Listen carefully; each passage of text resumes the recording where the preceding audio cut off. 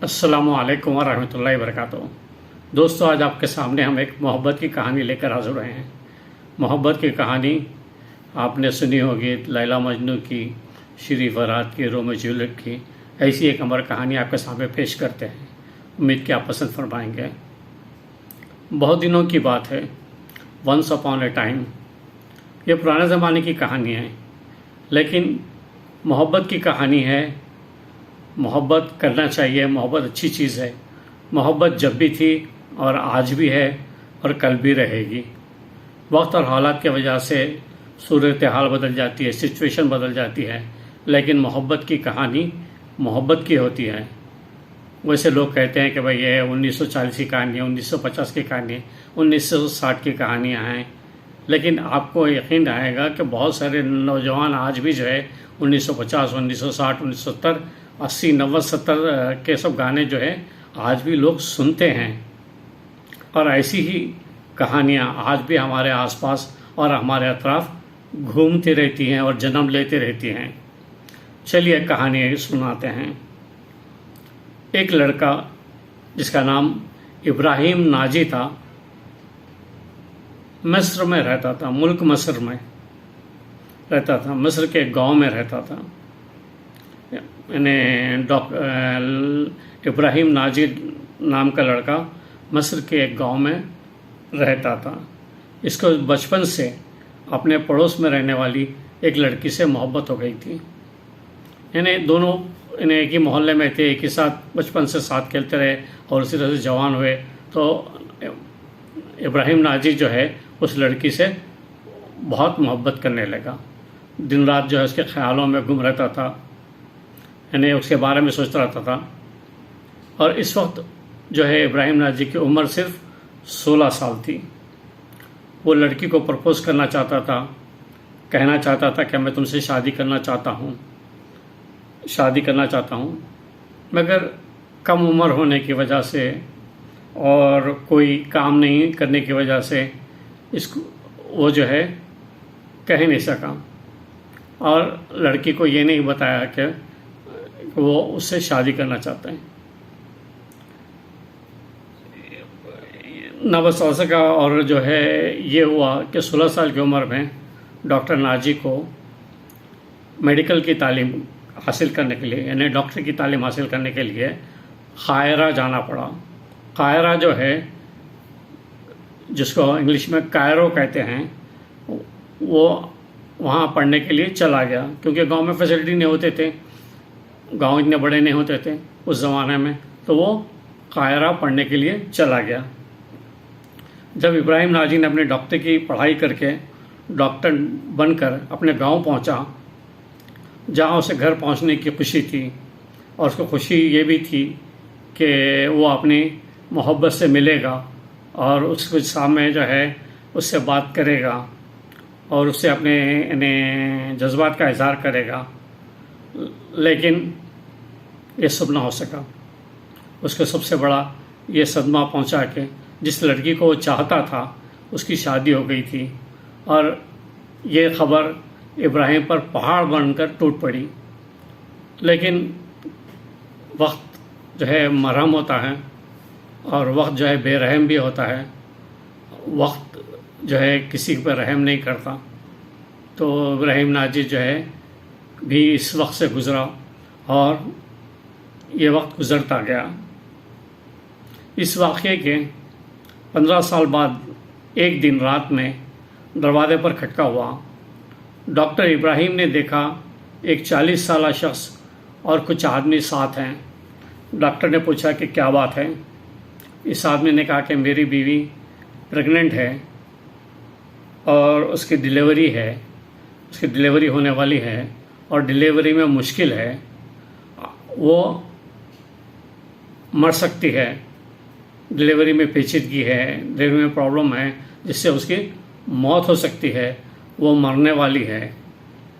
और हमारे गांव में कोई डॉक्टर नहीं है और क़रीब में और कोई डॉक्टर नहीं है, इसलिए आपके पास आए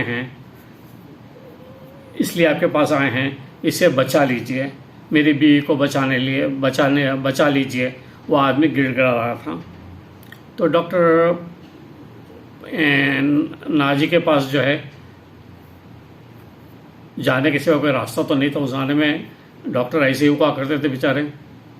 पुराने ज़माने में जो है डॉक्टर होते कम थे, और पुराने ज़माने में जो है आज की तरह कोई मैटरनिटी होम्स या कोई दवाखाने नहीं होते थे जहाँ डिलीवरी होती थी।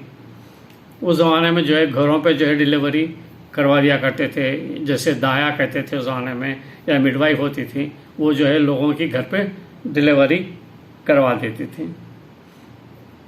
और इस तरह से जो है बच्चे घरों पे पैदा होते थे। डॉक्टर इब्राहिम वो लोगों के साथ वाले गांव में चला गया और डिलीवरी के लिए कोशिश करने लगा। जब वो डिलीवरी की कोशिश कर रहा था, पेशेंट के यानी मरीज़ा की सांस उखड़ने लगी, क्योंकि डॉक्टर ने कहा मरीज़ा के चेहरे पर जो पर्दा पड़ा है वो हटा दें। उसकी सांस उखड़ने लगी तो डॉक्टर ने कहा कि मरीज़ा के चेहरे पर जो पर्दा पड़ा है उसे वो हटा दें। कपड़ा इसलिए डाले थे कि पर्दा रहे, जिसकी वजह से सांस लेने में तकलीफ़ हो रही थी।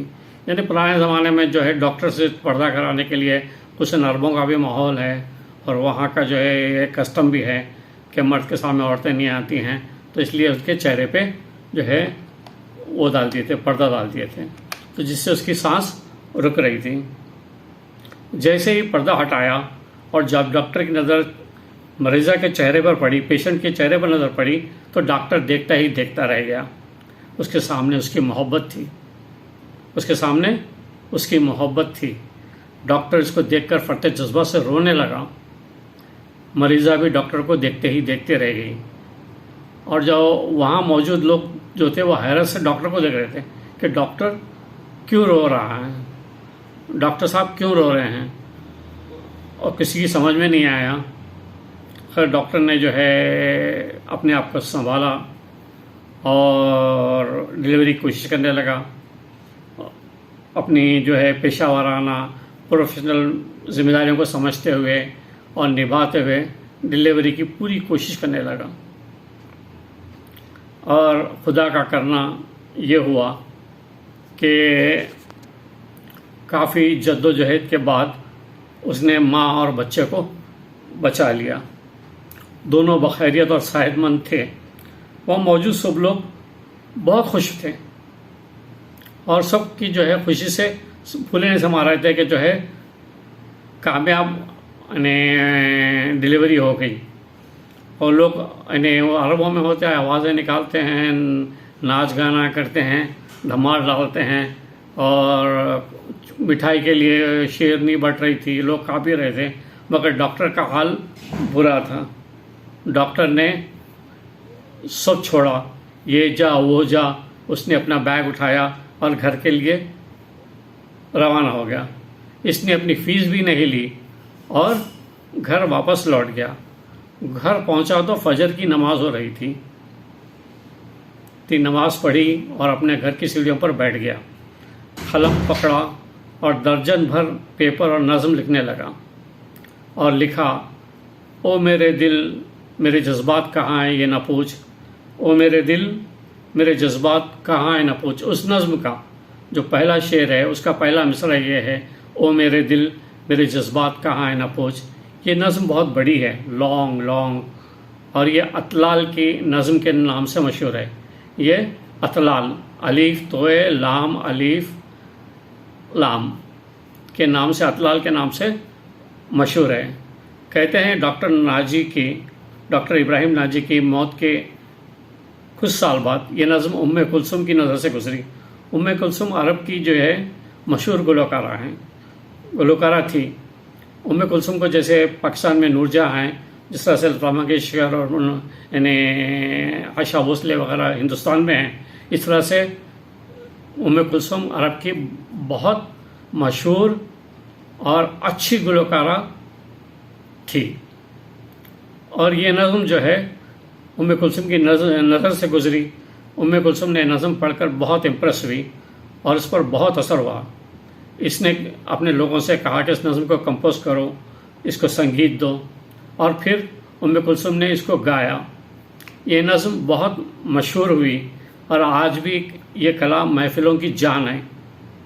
यानी अतलाल की नज़्म आज भी जो है अरबों में मशहूर है। ये अरबों की क्लासिक हो गई है, क्लासिक नज़्म। इसकी जान, इसको लोग खूब सुनते हैं। ये गीत अरब और दुनिया मौसीकी की तारीख़ में एक शाहकार बन गया है, अमर हो गया है। उम्मीद है कि आपको मेरी ये कहानी पसंद आई होगी। अगर ये कहानी पसंद आई है तो अपने कमेंट्स दें, इसमें आपके सजेशंस दें, इसको लाइक करें, शेयर करें और मेरे चैनल को सब्सक्राइब करें। Encourage me. Thank you very much.